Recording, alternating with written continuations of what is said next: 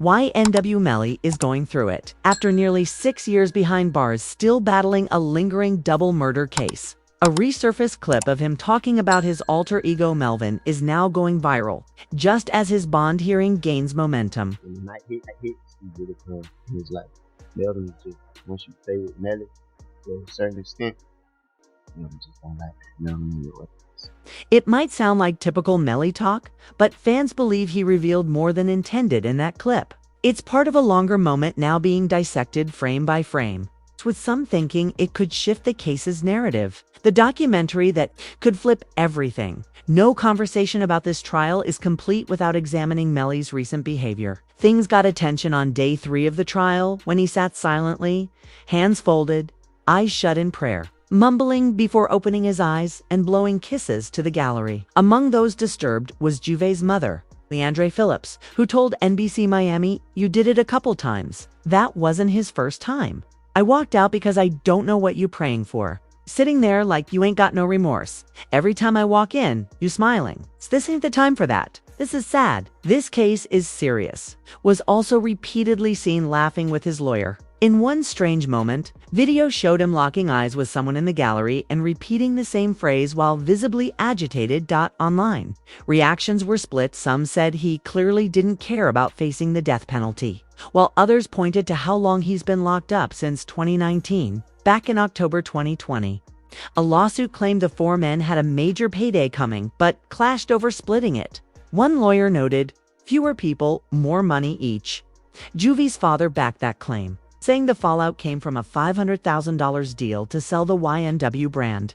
Melly and Sakeza were to receive $200,000 each. KV? Only $100,000. Juve's father firmly believes Melly killed his son. Day one, I believe that Melly was responsible for my son's death on October 26th, my first heard the story. His explanation, when I finally talked with him in court on FaceTime, their response, how they reacted, they showed no remorse. They didn't act like they were grieving, like they lost their best friend or nothing. They was happy. In my opinion, they were the best friends. They never came to town, never came to my son.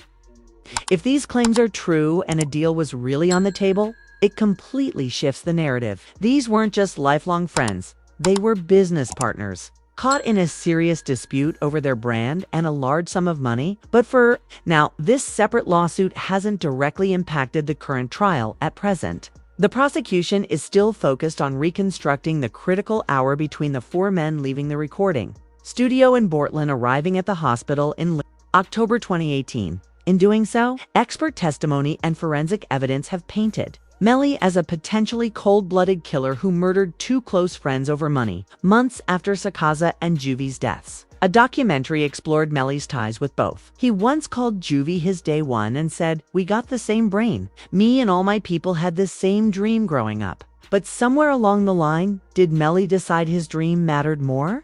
And if so, was that enough reason too? The rest of the trial may uncover even more disturbing revelations about YNW Melly. The outcome remains uncertain, shaped by surveillance footage, alleged confessions, and possible gang ties. We're breaking the case of a double murder in Miramar. New people now behind bars, including the South Florida rapper who actually sings a popular song about murder. Jamal Maury's Demons, known as YNW Melly, is charged with the murders of his 2 close friends, Anthony Williams, aka YNW Sakeza, and Christopher Thomas Jr., aka YNW Juve, on the same day he surrendered to authorities, February 13th. That day, Miramar police tweeted, Jamal Demons, aka YNW Melly, and Cortland Henry have been arrested and charged with 2 counts of first-degree murder. The victims, Anthony Williams and Christopher Thomas Jr., were killed on October 26, 2018. The investigation, supported by forensic evidence, it's concluded that Demons shot and killed both victims and that he and Henry staged the scene to look like a drive-by shooting. Melly spent nearly 4 years in jail awaiting trial, and as proceedings now near a conclusion, the prosecution has introduced damning evidence painting him in an extremely negative light. One of the most incriminating pieces came from Melly's own Instagram account. While self-snitching among rappers isn't new, this particular message may have crossed a fatal line. In their opening statements, prosecutors cited an Instagram DM Melly allegedly sent to fellow rapper Peasy Gambino. Peasy had messaged Melly the morning after the shooting, asking if he was okay. The response Melly gave could prove to be a major turning point in the case. One individual specifically sent out, and I want to quote the message exactly. You hear, "Yo, homie, you good?" You're welcome. Melly's response was chilling and could play a key role in the case's outcome. The message made the rapper appear guilty, potentially implicating himself in the crime. According to the prosecutor, Melly replied to the DM with the words, "I did that."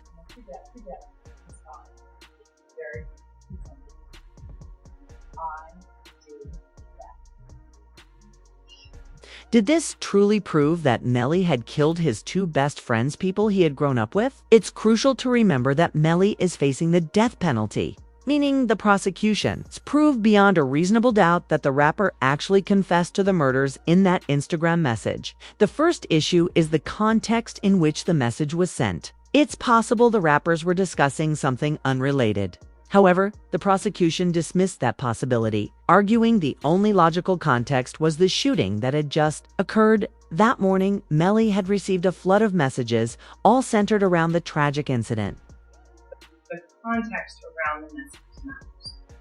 So in the context of this message, this individual is reaching out, asking if Mr. Dennis is good, after he's been tagged in multiple social media posts about this shoot. According to the prosecutor, since everyone in Melly's DMS was asking about the alleged drive-by, that would have been the only thing he was responding to. While the defense had a well-crafted explanation for the message, one small detail might end up saving Melly's life.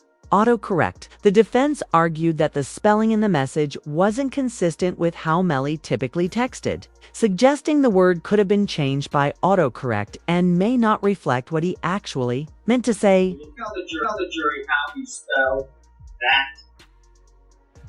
Yeah, Melly's defense attorney pointed out that in all the text messages presented by the prosecution, Melly consistently spelled the word that as deity. So when Melly spells the word that, let me go through all 19 pages, every time, he does not spell it D-A-T, but D-A-T.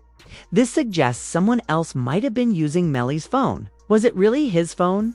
Or did his friends also have access to it? More details emerged while investigating this. The prosecution confirmed the phone belonged to Melly, presenting photos of a Western Union receipt showing Melly's name and phone number, linking the device directly to him. Footprints down at the bottom of this Western Union. It says, Janelle Demonis, 604 9th Avenue, there Beach, Florida.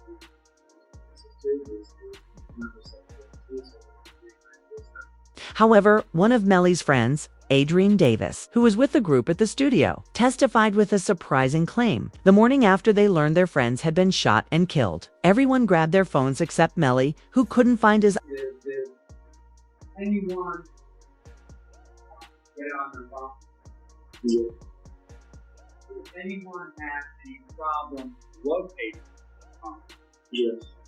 Who was that? This revelation opened a can of worms. If Melly didn't have his phone when the incriminating text was sent, then who did? On the stand, Davis also admitted that multiple people frequently used Melly's phone. His entire crew often shared phones with each other. So, where was Melly's phone? The prosecution provided an answer. Detectives tracked Melly's phone that morning using cell phone data. CCTV footage showed Melly leaving the studio with his phone in hand. Melly and his crew left in 2 cars, and the cops tracked the phones in both vehicles. The phones in the red Mitsubishi headed toward Sunset Lakes, while those in the gray Jeep took a detour. The prosecution noted that Melly's and Sack Chaser's phones were the same make and model, both on the same service plan, using identical cell towers. This meant their paths should be similar. which the prosecution demonstrated by comparing phone data and tracking vehicle movements. Detectives revealed the Jeep traveled up Pines Boulevard, then west toward the Everglades edgy, desolate area. The Jeep continued south, turning onto Pembroke Road, which dead ends at a trash facility with no homes, streetlights, or cameras, making it an ideal location for the murders. No other cell phones were detected on Pembroke Road that morning, indicating the four rappers were alone that night. Being taken for the evidence, Melly was there after the crime. There were no other problems. There is no one else out there. Later, the prosecution revealed even more damaging evidence. Melly made a FaceTime call to his then-girlfriend, Mariah Hamilton. Mariah's mother, who was home at the time, confirmed this after being startled awake by Mariah's scream and checking on what was happening. After the call, at 4:42 a.m., Melly sent a pin location to Frederick Given, known as Frito Bang, a rapper from Louisiana. So who's telling the truth? Did Melly's friend lie under oath, or was the cell tower data inaccurate? Adrian Davis shared more on the stand about that morning after leaving the studio. He testified that Melly was with them at the house. Surveillance footage showed Melly getting into the gray Jeep, while Davis left in the red Mitsubishi. If the Jeep took the detour to Pembroke Road and the Mitsubishi went to Sunset Lakes, did Melly end up at his house in Sunset Lakes with those in the red Mitsubishi? According to Davis, their vehicles stopped along the way, and Melly switched cars, hopping into the Mitsubishi. Is there come a time that you were woken up before you got to the house? Yeah. What happened? We put it over and just moved out of it. However, Davis was asleep and didn't recall where they stopped, but he was certain that when they arrived at the house, Melly was with them.